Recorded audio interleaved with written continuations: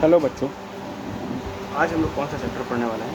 आज हम लोग पढ़ने वाले हैं इलेक्ट्रिसिटी। इलेक्ट्रिसिटी जो चैप्टर है वो बताता है कि किस तरीके से इलेक्ट्रिक चार्जेस जो हैं, देखो इलेक्ट्रिसिटी का सीधा मतलब है कि जो हम लोग के घर में आता है, जिसकी वजह से हम लोग के घर में जितने भी इलेक्ट्रिकल अप्लायंसेस हैं, जैसे कि वॉशिंग मशीन हो गया, फ्रिज हो गया, टीवी हो गया, चार्जर हो गया, वो सारे चीज़ें जिस एनर्जी की वजह से चलती हैं, उस एनर्जी को हम लोग इलेक्ट्रिसिटी कहते हैं, है ना। तो वो इस चैप्टर में जो हम लोग पढ़ेंगे वो ये पढ़ेंगे कि वो जो एनर्जी है वो किस तरीके से प्रोड्यूस की जाती है, किस वजह से वो एनर्जी जो है वो प्रोड्यूस होती है, किस तरीके से प्रोड्यूस होती है, किस किस चीज़ की वजह से प्रोड्यूस होती है ना, और किस किस तरीके से ट्रांसमिट होती है ना। इलेक्ट्रॉन का क्या रोल होता है, प्रोटॉन का क्या रोल होता है, चार्जेस का क्या रोल होता है, किस तरीके से चार्जेस फ्लो करते हैं, है ना, किस वजह से चार्जेस फ्लो करते हैं, उन जो फ्लो करते हैं उनकी वजह से जो करंट प्रोड्यूस होता है तो वो कैसे प्रोड्यूस होता है, वो सारा चीज़ें हम लोग आज के चैप्टर में पढ़ेंगे, है ना। आज का जो चैप्टर है वो है क्लास 10th इलेक्ट्रिसिटी।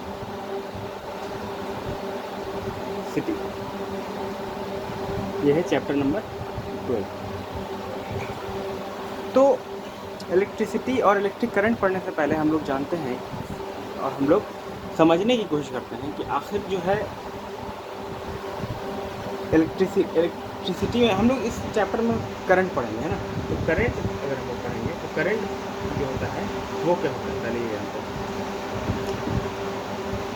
तो flow of anything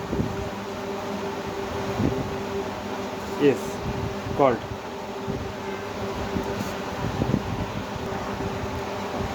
flow of anything is called current.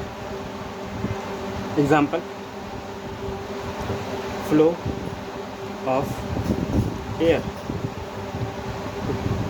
air current, है ना। Example, flow of water, water current,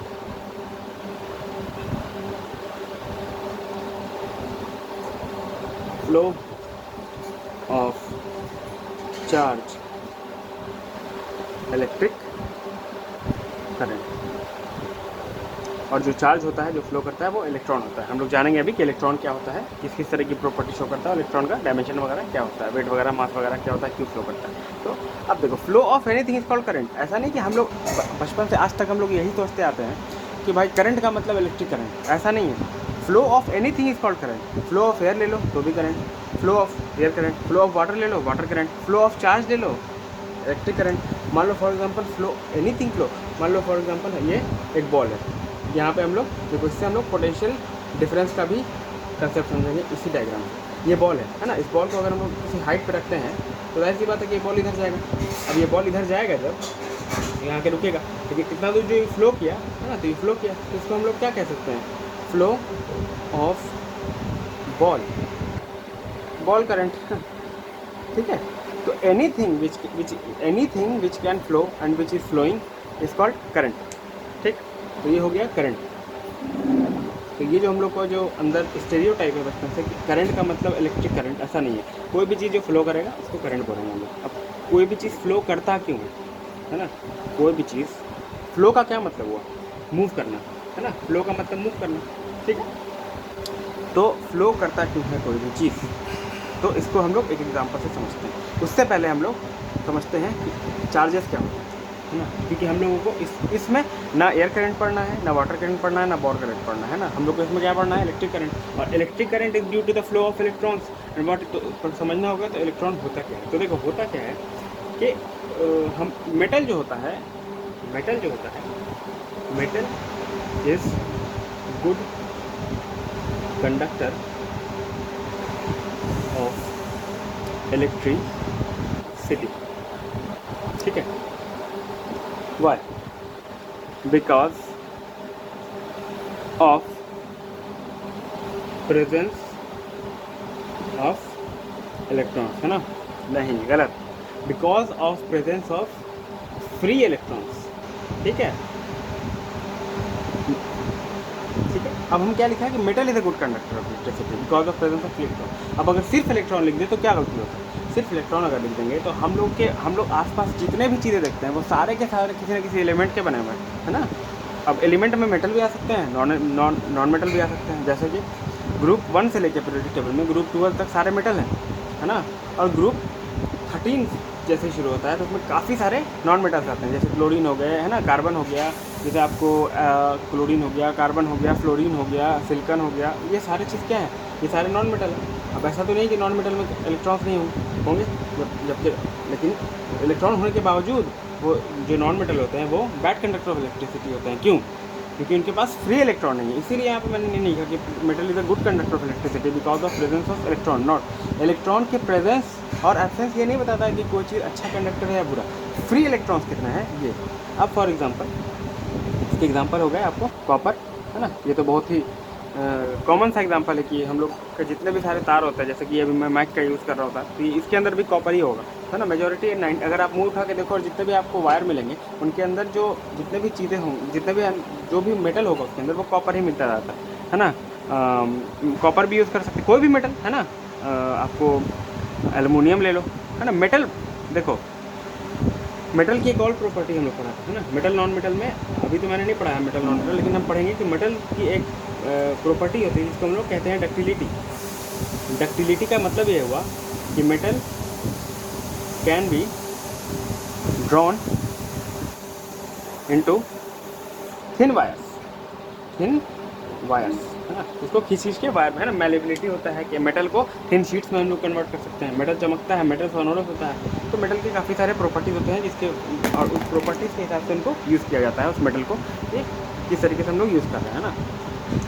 तो कॉपर अब फ्री इलेक्ट्रॉन्स, तो metal is a good conductor of electricity because of presence of free electrons. कोई भी चीज़ अगर free होगा तो वो क्या करेगा, मूव करेगा। और इलेक्ट्रॉन अगर फ्री है तो इलेक्ट्रॉन मूव करेगा, और इलेक्ट्रॉन अगर मूव करेगा तो इसका मतलब इलेक्ट्रिक चार्ज प्रोड्यूस करेगा। सिंपल सी बात है। अब देखो,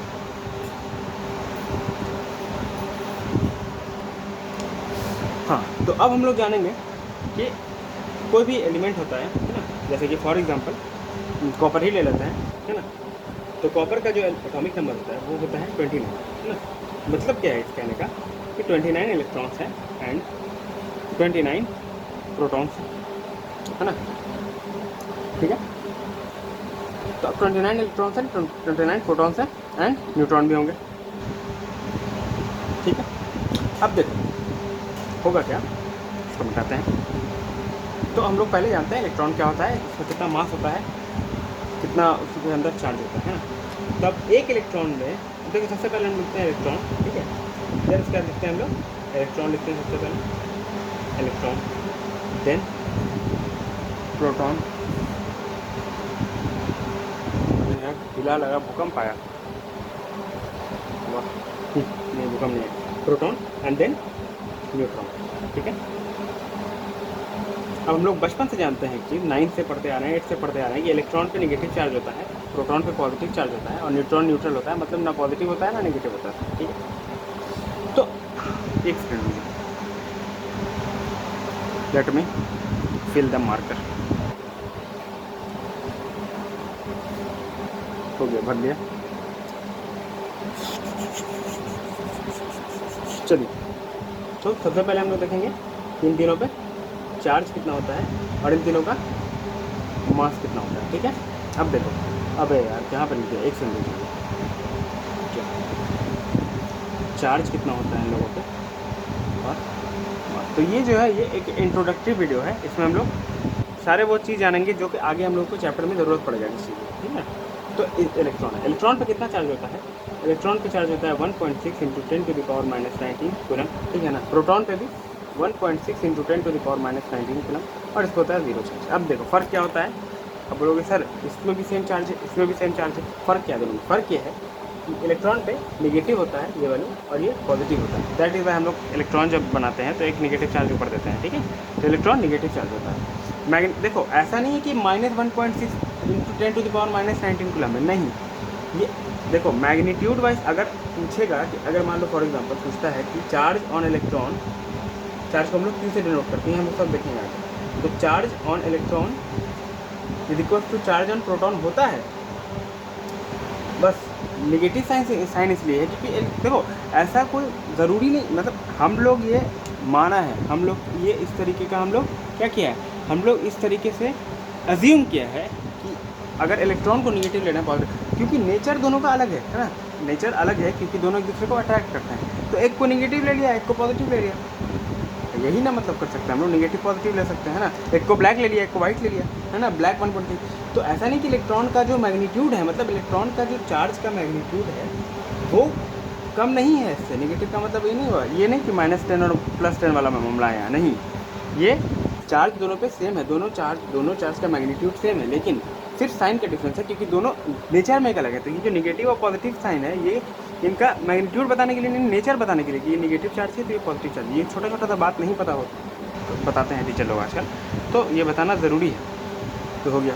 अब देखो मास कितना होता है, तो मास जो होता है ये होता है इलेक्ट्रॉन का 9.1 × 10⁻31 kg, ठीक है ना, और इसका होता है 1.672 × 10⁻27 kg, और इसका होता है 1.674 × 10⁻27 kg, ठीक है।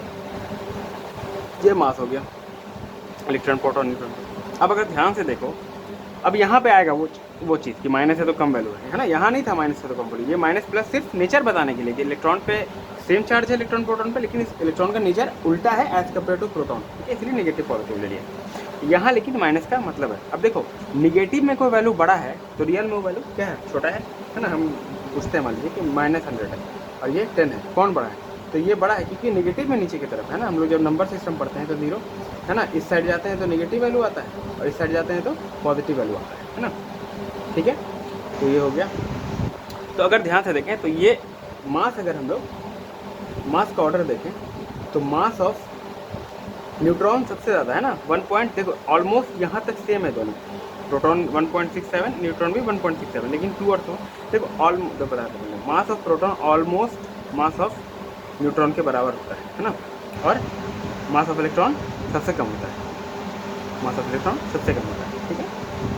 अभी आप लोगों की क्लास में यही लेना है, mass of proton is almost equal to mass of neutron, है ना, थर्ड सिग्निफिकेंट फिगर तक जो है वो मास सेम रहता है प्रोटॉन और न्यूट्रॉन का, ठीक है। तो ये हो गया ऑर्डर, चाहे तो आप लोग लिख सकते हैं इसको, है ना, क्योंकि अब मिटाने जा रहा हूँ। तो अब ये चीज़ मिटा लेते हैं, ये भी हटा देते हैं।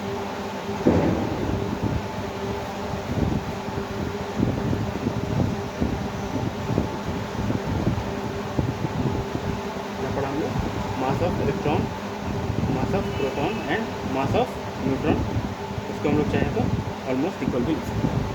अब देखो मैंने क्या कहा था कि 3 तरह के चार्जेस हैं, अब इसको तो 0 ले लो कि इसको तो कोई चार्ज है नहीं, तो चार्ज 2 तरीके का है और flow of charge electric current, है ना, तो चार्ज तो ये भी है, चार्ज ये भी है ना, दोनों चार्ज है, लेकिन हम लोग सिर्फ इलेक्ट्रॉन का ही चार्ज लेते हैं, क्यों, क्योंकि इलेक्ट्रॉन ही फ्लो कर सकता है। क्यों इलेक्ट्रॉन फ्लो कर सकता है, क्योंकि इलेक्ट्रॉन, क्वेश्चन आ सकता है कि why only electrons are considered in electric current, या ऐसे भी लिख सकते हैं कि why only flow of electrons are considered in electric current, है ना, ऐसा क्यों, बिकॉज इसका आंसर ये हो जाएगा because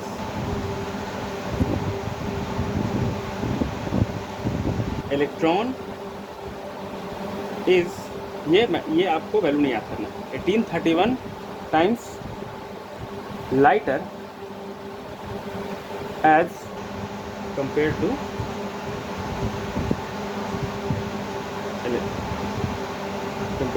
proton, that is why only flow of electrons are considered in production of electric current, है ना। तो ये हो गया आपको एक बात, ठीक है। तो ये हो गया एक बात। अब हम लोग देखते हैं चार्ज हो रहा है उतना देर से। तो अब चार्जेस के बारे में कुछ हम लोग जानते हैं कि चार्ज होता क्या है। तो देखो कुछ पॉइंट्स हैं चार्जेस के बारे में, है ना। Charge can be positive and negative, है ना। SI unit of charge is coulomb, ठीक है। V denote charge by Q, है ना। कैपिटल Q भी हो सकता है और स्मॉल Q भी हो सकता है ना, ठीक है। तो ये हो गया कुछ चार्ज के बारे में। एक और पॉइंट लिख लेते हैं, charge can neither be created, जैसे मास के बारे में लिखते हैं, नॉट बी डिस्ट्रॉयड। चार्ज को नहीं बनाया जा सकता और नहीं चार्ज को, चार्ज इज इनहेरेंट। इनहेरेंट मतलब कोई भी अगर चीज़, जैसे कि 9th में एक चीज़ पढ़ा था कि anything which occupies volume and having mass is called matter, है ना।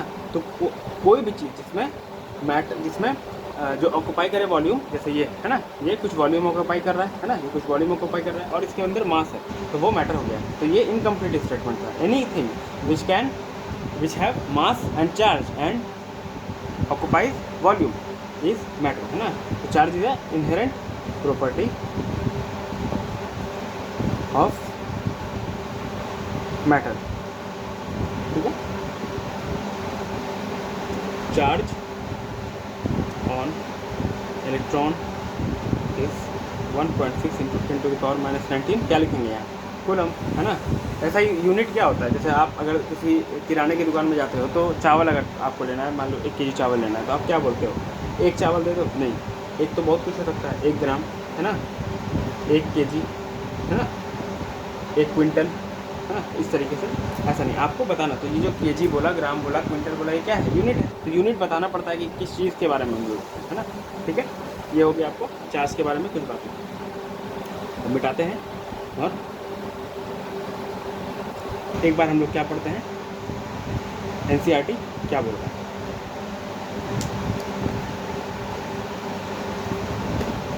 चलो, तो NCERT क्या बोल रहा है देख लेते हैं एक बार।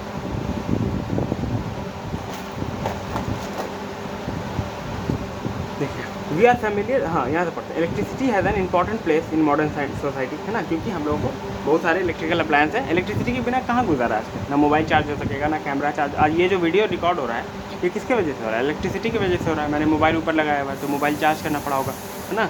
ये इलेक्ट्रिसिटी, ये मैंने कनेक्ट किया माइक, तो ये भी लाइट जल रहा है जिसकी वजह से ये देख पा रहे हो आप लोग, ये भी इलेक्ट्रिसिटी की वजह से, क्योंकि इलेक्ट्रिसिटी आया तो मोबाइल को चार्ज किया और वो चार्ज एनर्जी था, है ना, कहीं ना कहीं से एनर्जी होकर मिल करके आया है, जिसके हम यूज़ कर रहे हैं ना। तो मॉडर्न सोसाइटी में इसकी काफ़ी ज़्यादा क्या है, ज़रूरत है।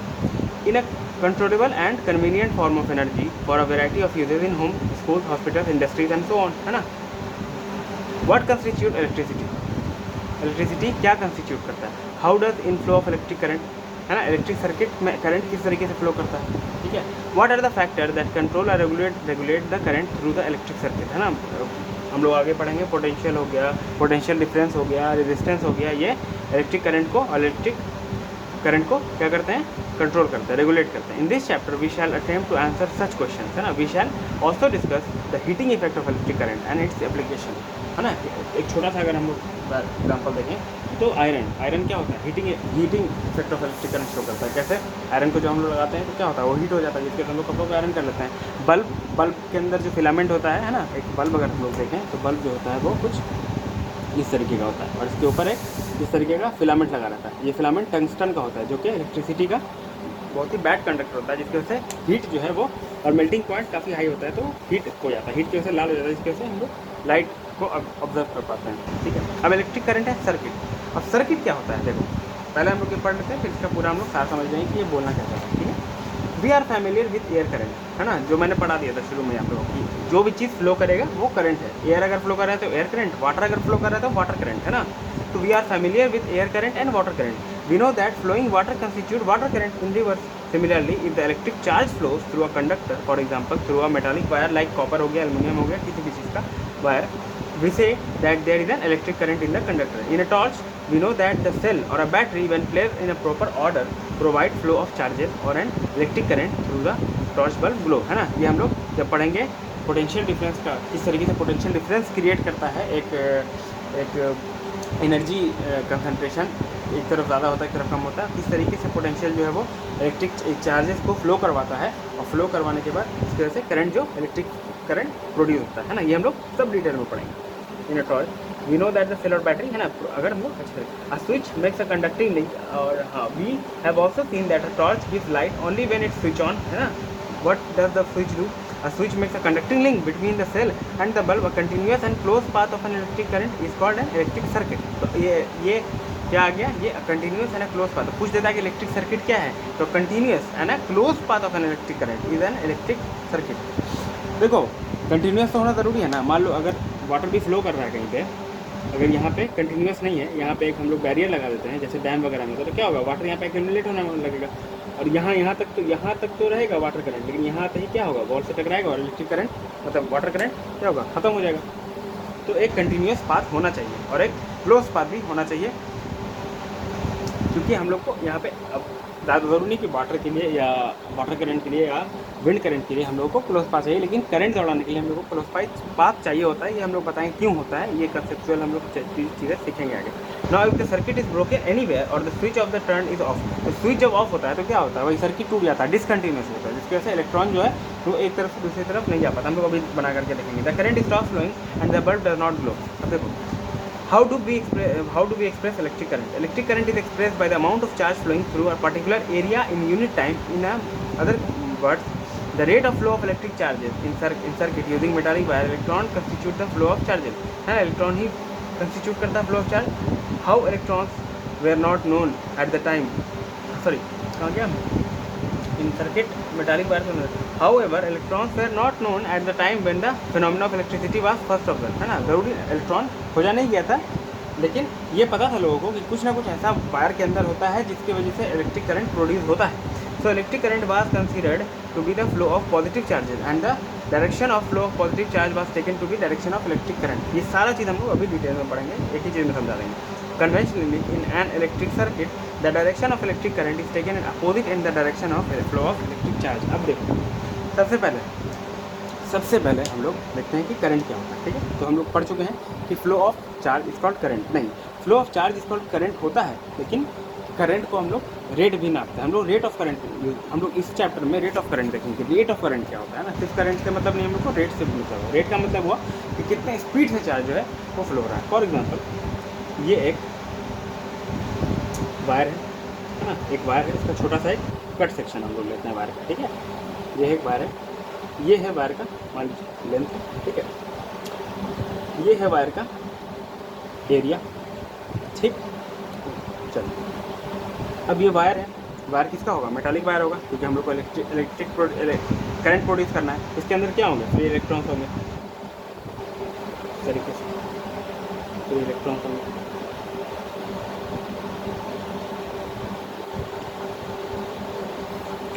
अब देखो होता क्या है, ये इलेक्ट्रॉन्स जो हैं, ये इलेक्ट्रॉन्स जब मूव करेंगे, ये इलेक्ट्रॉन्स जब मूव करेंगे तो क्या होगा, करंट प्रोड्यूस होगा, है ना। ऐसे ये इलेक्ट्रॉन्स क्या है, कंडक्टर के अंदर फ्लो नहीं कर रहे हैं, नहीं, गलत।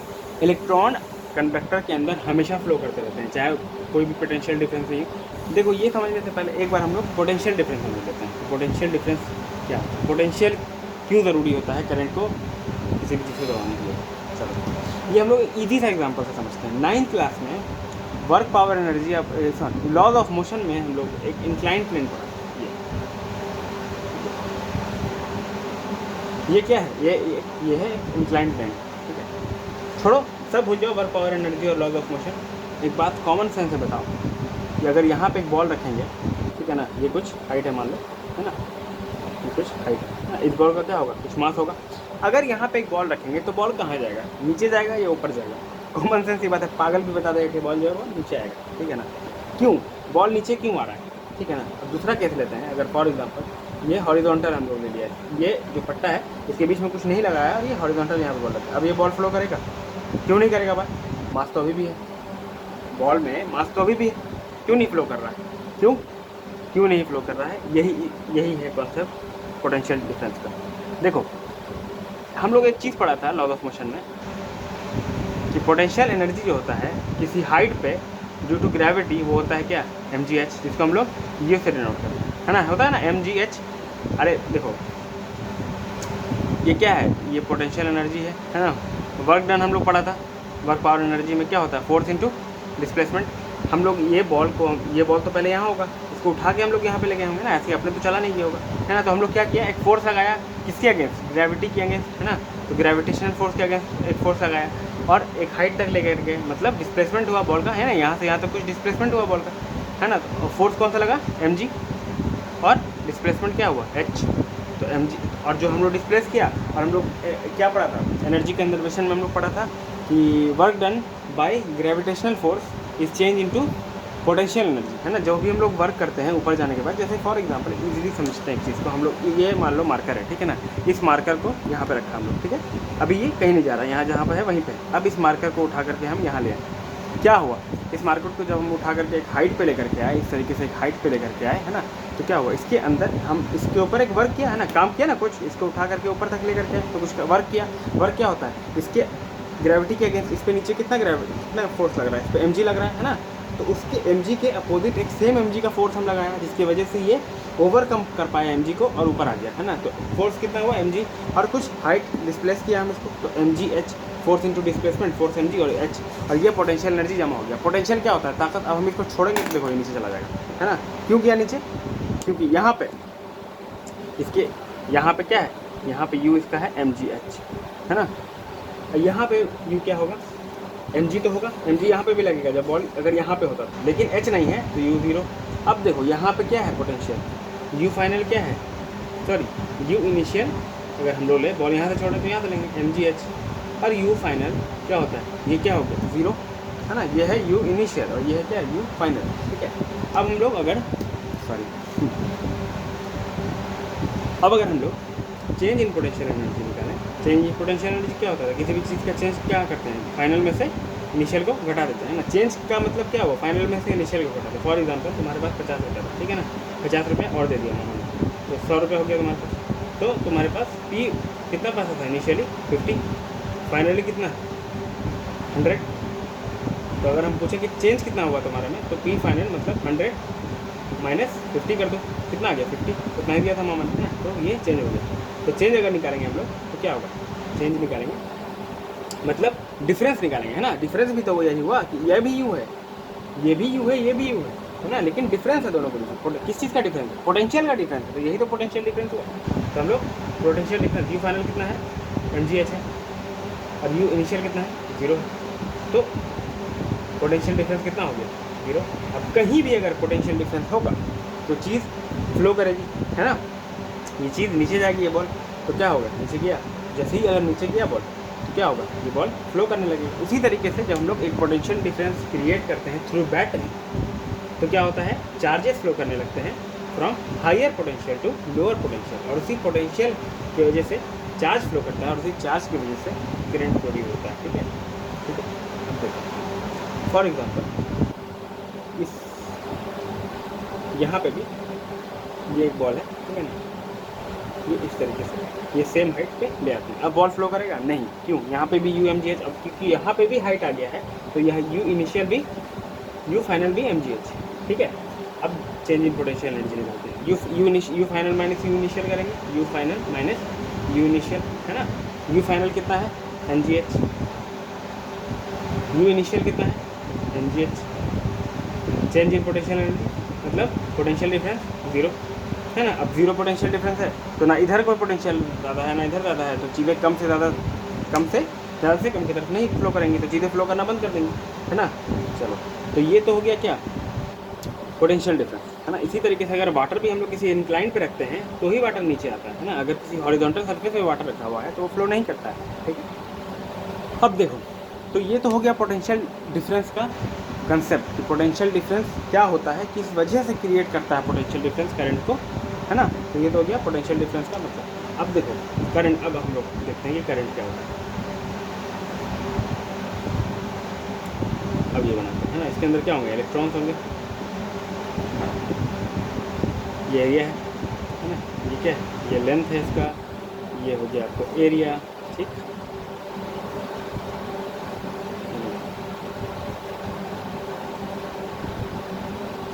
अब ये इलेक्ट्रॉन्स हैं। अब एक बात बताओ, व्हाट इज़ करंट। अगर इस कंडक्टर में हमको करंट प्रोड्यूस करना है तो क्या करना पड़ेगा, इस चार्ज को फ्लो करवाना पड़ेगा, ठीक है। और अगर चार्ज को फ्लो करवाना पड़ेगा तो हम लोग को क्या करना पड़ेगा, इसको अब मिटा देते हैं डायमेंशन को, है ना, और एक बढ़िया सा डायग्राम बनाते हैं। अच्छा सा अब सर्किट का कंसेप्ट समझ आएगा। ये एक क्या है, ये एक वायर, इसके अंदर प्रेजेंट है इलेक्ट्रॉन।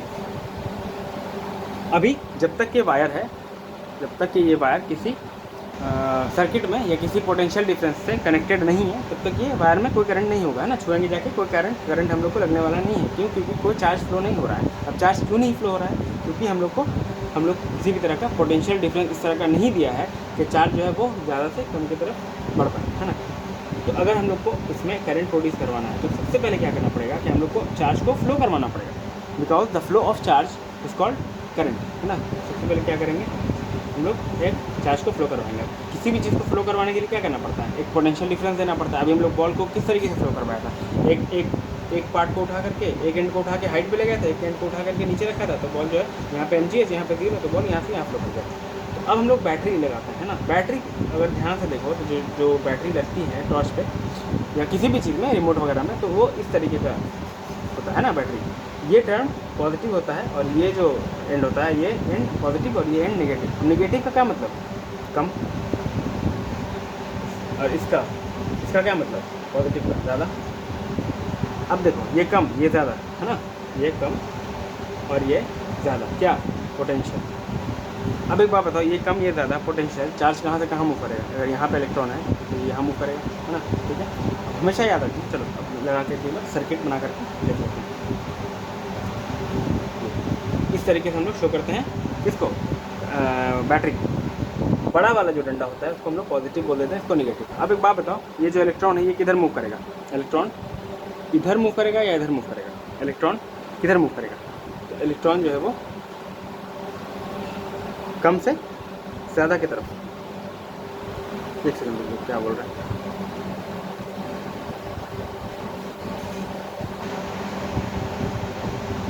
हाँ ठीक है। तो इलेक्ट्रॉन किधर मूव करेगा, पॉजिटिव की तरफ।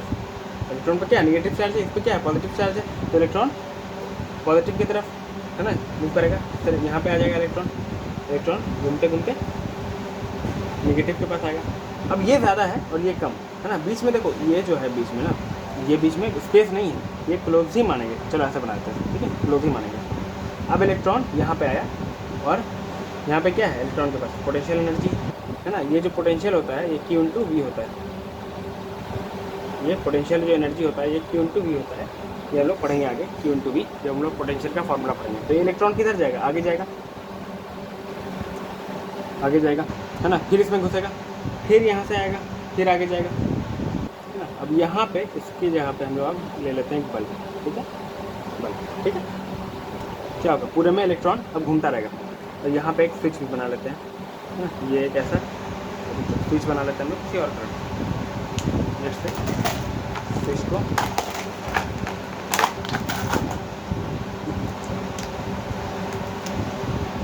ग्रीन करते हैं।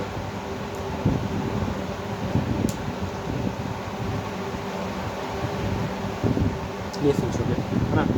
ये क्या हो गया, ये हो गया स्विच, ये हो गया आपको बैटरी, ये हो गया वायर और कंडक्टर, ये हो गया आपको कोई भी अप्लायंस, मान लो बल्ब हो गया, ठीक है। अब रेजिस्टेंस भी पढ़ेंगे हम लोग, वो आगे पढ़ेंगे। अब देखो इलेक्ट्रॉन कहाँ आया, यहाँ आया, और इलेक्ट्रॉन आने के बाद यहाँ से यहाँ गया, और जब इलेक्ट्रॉन मूव हुआ तो क्या हो, इलेक्ट्रिक करंट प्रोड्यूस हो। इलेक्ट्रिक करंट प्रोड्यूस होने की वजह से ये बल्ब ग्लो करने लगेगा, ठीक है, और स्विच भी अभी ऑन है। अब देखो ये याद रखना कि इलेक्ट्रिक करंट जो होता है, एक पॉइंट लिखते हैं हम लोग, इलेक्ट्रिक करंट कुछ ऐसे नहीं, direction of electron, direction of electric current is always assumed just opposite to the direction of electrons। क्या मतलब कहने का कि डायरेक्शन ऑफ इलेक्ट्रिक करंट मतलब जो करंट प्रोड्यूस होगा वो हमेशा हम लोग अज्यूम ऐसा करते हैं, है ना, कि वो इलेक्ट्रॉन के फ्लो के डायरेक्शन के अपोजिट होता है ना। अब इलेक्ट्रॉन अगर इधर मूव कर रहा है तो अगर हम लोग करंट का डायरेक्शन दिखाना होगा, हम लोग एक ही इलेक्ट्रॉन को ले लेते हैं ना, पूरे में एक ही इलेक्ट्रॉन को लेते हैं, ठीक है। इससे हम लोग को करंट प्रोड्यूस दिखाने में आसानी होगा। अगर इलेक्ट्रॉन इस तरफ मूव कर रहा है, जाहिर सी बात है कि पॉजिटिव की तरफ नेगेटिव जाएगा, तो करंट यहाँ पे इस तरफ मतलब नेगेटिव साइड। तो that is Y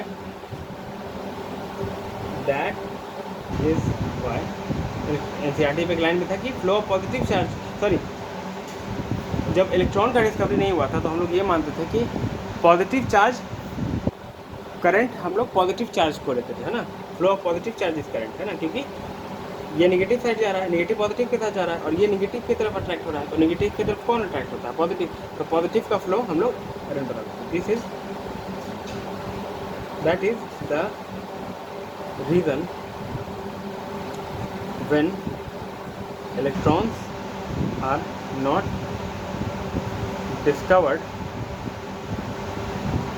we say that current is positive in nature, है ना, पॉजिटिव नेचर में करंट निगेटिव की तरफ अट्रैक्ट हो रहा है तो पॉजिटिव है नेचर में, ठीक है। तो ये हो गया भाई।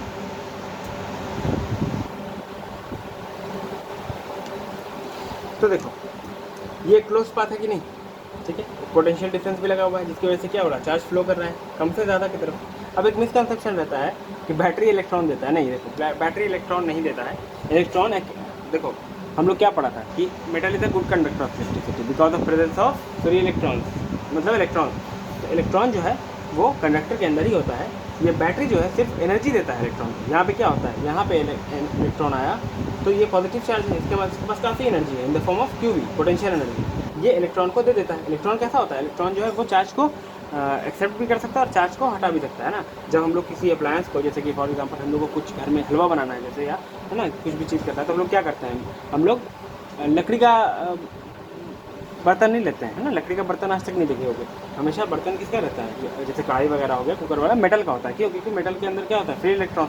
इलेक्ट्रॉन सिर्फ कंडक्टर ऑफ इलेक्ट्रिसिटी नहीं होता है, इलेक्ट्रॉन हीट का भी अच्छा कंडक्टर होता है, ठीक है। तो इलेक्ट्रॉन चार्ज होते हैं और थोड़ा देर के बाद क्या होता है, जब हीट हटा देते हो तो गर्म भी हो जाता है। मतलब इलेक्ट्रॉन जो है वो एनर्जी को अपने अंदर ये भी कर सकता है, हीट को अपने अंदर, एनर्जी को अपने अंदर क्या कर सकता है, एब्जॉर्ब भी कर सकता है और ट्रांसमिट भी कर सकता है ना। और इलेक्ट्रॉन एनर्जी को लूज भी कर सकता है।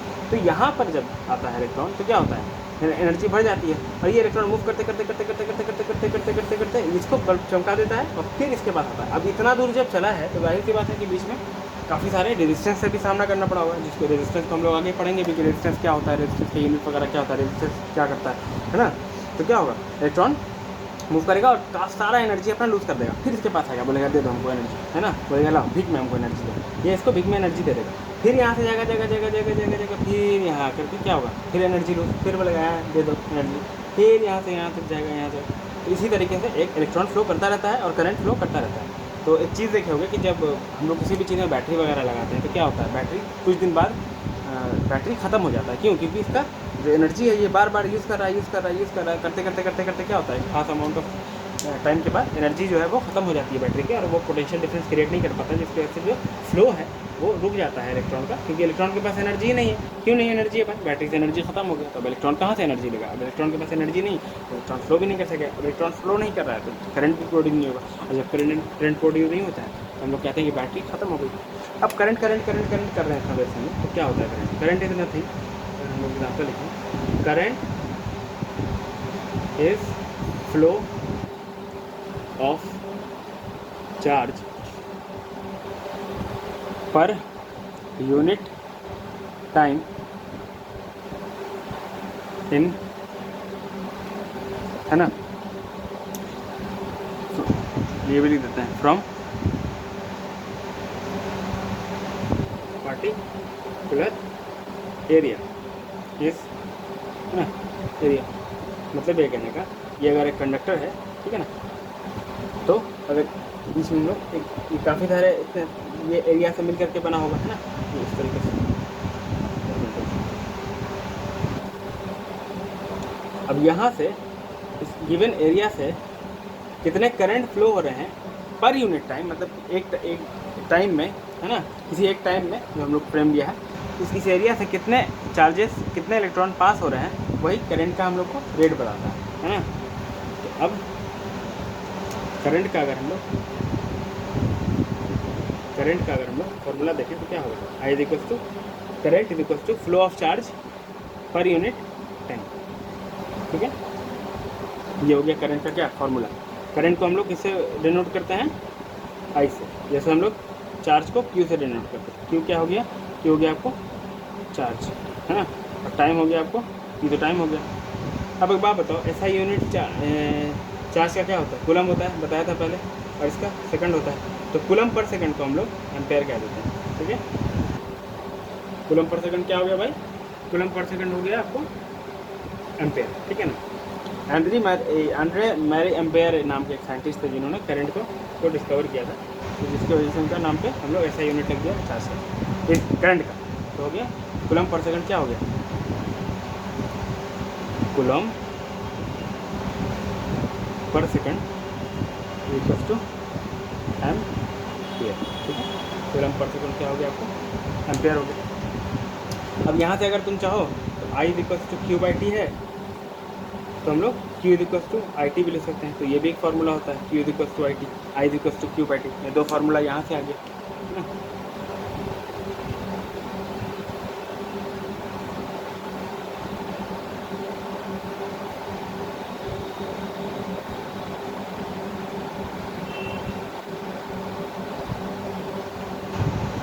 अब देखो, अब एक चीज़ आता है, ये बोलता है कि चार्ज का यूनिट क्या होता है? कूलम।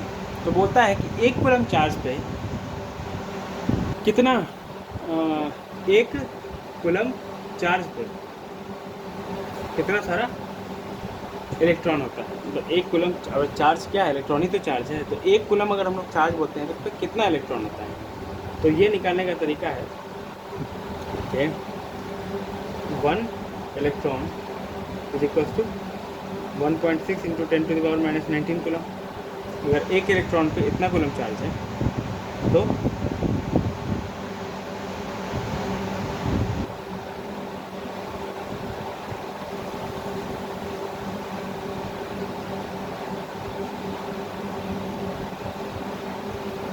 एक मिनट,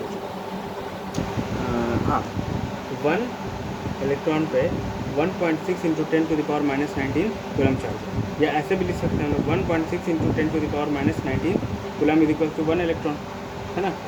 तो 1 कूलम पे कितना होगा? 1.6 इंटू 10⁻⁹ पे इतना था, तो 1 कूलम नीचे चला जाएगा, 1/1.6 इंटू 10⁻⁻19, है ना। अब अगर हम लोग देखें तो अगर इसको ऊपर लेकर के जाएँ तो ये 1/1/1.6 इंटू 10⁻, ये ऊपर जाएगा तो ये क्या बन जाएगा? ये माइनस हट जाएगा साइन, ये 19 हो जाएगा, है ना। तो अगर हम लोग देखें, अगर हम लोग इसको 10 या 10/1.6 लिखें और इंटू 10⁻18 कर दें, है ना, बात वही है, बस एक हटा के पीछे लिख दिया, बात तो वही 10⁻19 ही है। तो ये कितना आ जाता है? ये आ जाता है आपको 10/1.6 इंटू 10⁻18 आ जाता है आपको लगभग इक्वल्स टू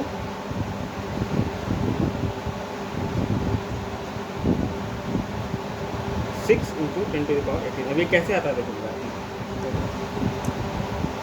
ये 10 है, ये 1.6 है, तो इसको हम 16/10 लिख सकते हैं, इंटू ये 10⁻18 तो है ही, ये ऊपर जाएगा तो ये क्या हो जाएगा 100, और ये 16 इंटू 10⁻18।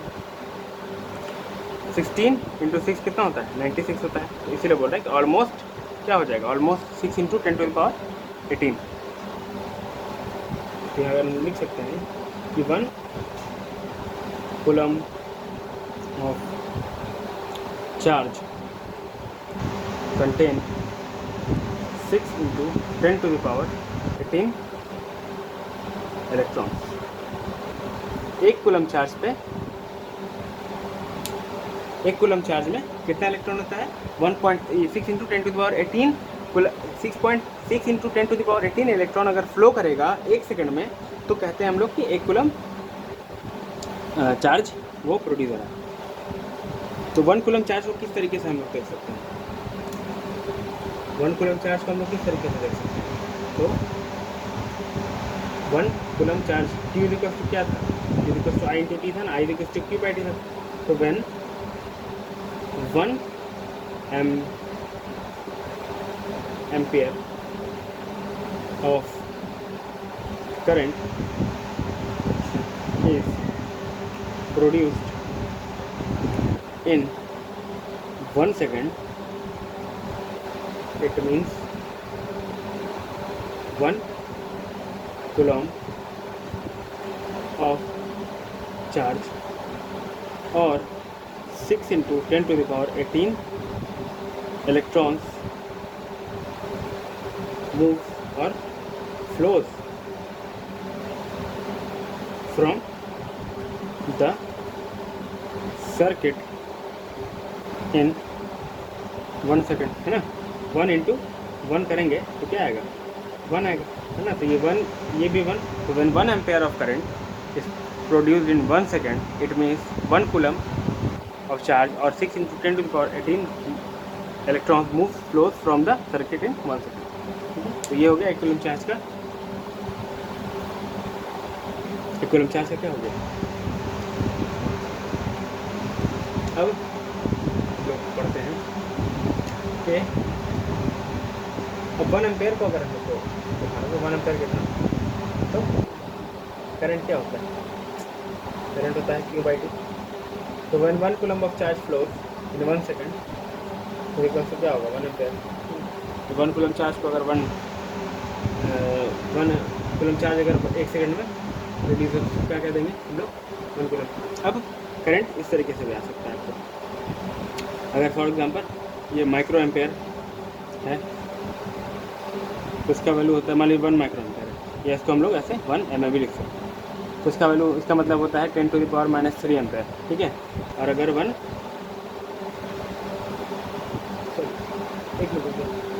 ये मिली एम्पेयर है, माइक्रो एम्पेयर होता है 1.−6, और अगर 1 मिली एम्पेयर है तो ये होता है 10⁻³ है ना। बहुत सारा वैल्यू होता है ना। नैनो एम्पेयर अगर कर दें हम, नैनो एम्पेयर तो 10⁻⁹ होता है, ठीक है। इस तरीके से 10⁻⁹ होता है नैनो का मतलब, ठीक है। तो ये हो गया आपको यूनिट्स, यूनिट करते हैं।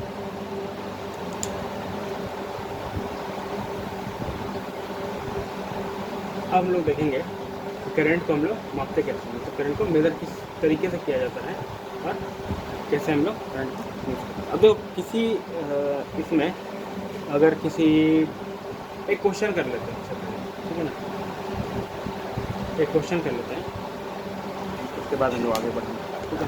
NCERT का एक क्वेश्चन है, बोलता है क्वेश्चन है कि current of 0.5 ampere is drawn by a filament of an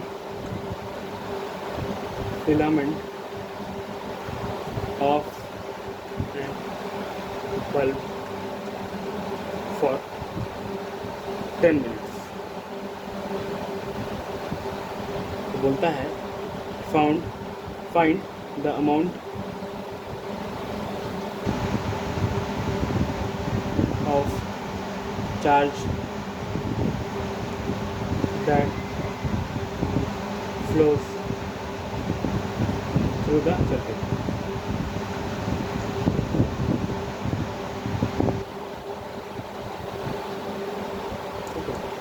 सबसे पहले हम लोग डायग्राम बनाते हैं। ये एक सर्किट, अब चार्ज फ्लो हो रहा है तो सर्किट कैसा होगा, ये एक बल्ब बना देते हैं, है ना। अब चार्ज फ्लो हो रहा है मतलब एक पोटेंशियल डिफरेंस कनेक्टेड होगा, है ना। यहाँ पे कोई पोटेंशियल का बैटरी लगा हुआ है। कितना एम्पेयर चार्ज करंट बोल रहा है, तो करंट जो है वो कितना है 5 एम्पेयर, सॉरी 0.5 एम्पेयर। टाइम कितना 10 मिनट्स में, ठीक है।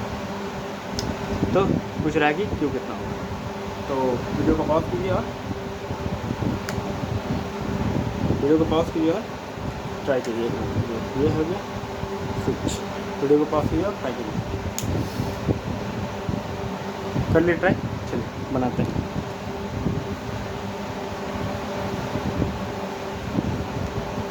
शुरू करते हैं बनाना।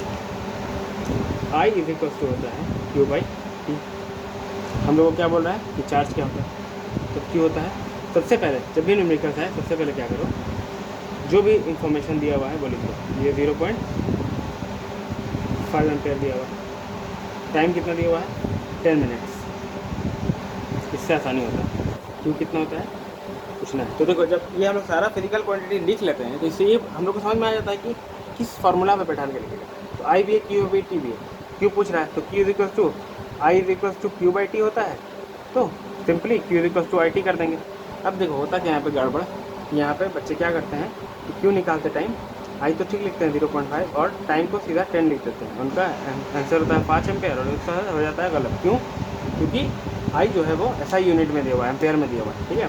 लेकिन जो टाइम होता है, टाइम का जो ऐसा यूनिट होता है, याद करो एम्पेयर क्या हम बोला था, कूलम पर सेकंड होता है ना। नहीं, ऐसा नहीं होता कि कूलम पर मिनट होगा, ठीक है। तो टाइम कितना है मिनट में दिया हुआ है, तो सीधा सिंपली क्या करो, टाइम को सेकंड में कन्वर्ट कर दो।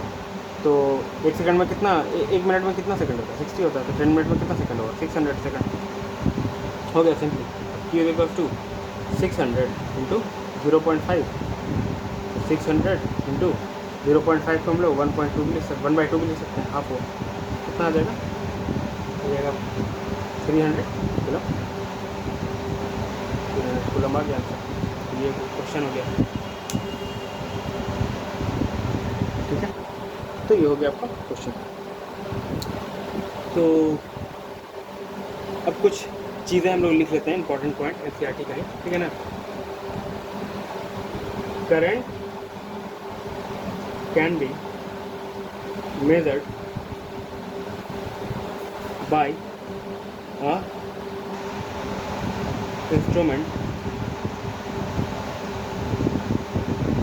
कॉल्ड एमीटर, ठीक है। ये एक इंस्ट्रूमेंट होता है जो कि हम लोग को क्या बताता है कि करंट किसी सर्किट में कितना है ना। इसका जो रिप्रेजेंटेशन होता है वो इस तरीके से करता है, ठीक है ना। और ये जो हम लोग एनसीईआरटी में एक चीज़ और दिया हुआ है कि जब हम लोग को इलेक्ट्रिक करंट यूज़ करना होता है तो हम लोग जो भी अप्लायंस लगा रहे हैं उसको, जो भी अप्लायंस हम लोग लगा रहे हैं उसको हम लोग को एम मीटर को सीरीज़ में लगाना पड़ता है। तो सीरीज़ कॉम्बिनेशन कुछ इस तरह का होता है। देखो हम लोग दो कॉम्बिनेशन पढ़ेंगे, एक सीरीज़ और एक पैरेलल। पैरेलल से हम लोग पैरेलल में हम लोग वोल्ट मीटर लगा करके पोटेंशियल चेक करते हैं। तो अभी पोटेंशियल में काफ़ी दे रहा है, अभी अगले क्लास में हम लोग पोटेंशियल वगैरह पढ़ेंगे। और यहाँ पे हम लोग क्या सीरीज़ में, तो सीरीज़ में जो है वो सीरीज़ अगर लगा रहे हैं तो वो ये है ना। और जो भी हम लोग, तो देखो ये इस तरीके से इसका हम जब हम लोग सीरीज़ पैरेलल और कॉम्बिनेशन पढ़ेंगे रेजिस्टर का, उसी के थ्रू हम बता देंगे कि मीटर और वोल्ट मीटर को किस तरीके से सीरीज, जब समझ जाओगे कि सीरीज कॉम्बिनेशन क्या होता है और पैरेलल कॉम्बिनेशन क्या होता है, दोनों में फ़र्क क्या होता है, तो सब कुछ बहुत समझ में आ जाएगा कि एम मीटर को क्यों हम लोग सीरीज़ में आ जाता है और वोल्ट मीटर को क्यों पैरेलल में। ये अभी हम लोग नहीं लेते हैं। चलिए आज के लिए इतना ही रहने देते हैं, थोड़ा ज़्यादा हो गया ये, तो आज हम लोग इतना रहने देते हैं। कल जो है वो हम लोग इलेक्ट्रिक पोटेंशियल डिफरेंस वगैरह सारा चीज़ पढ़ेंगे। पोटेंशियल डिफरेंस समझ ही गए हम लोग कि पोटेंशियल डिफरेंस क्या होता है, तो ये हम लोग कल देख लेंगे कि क्या होता है। चलिए टिल देन बाय बाय, कल मिलते हैं फिर।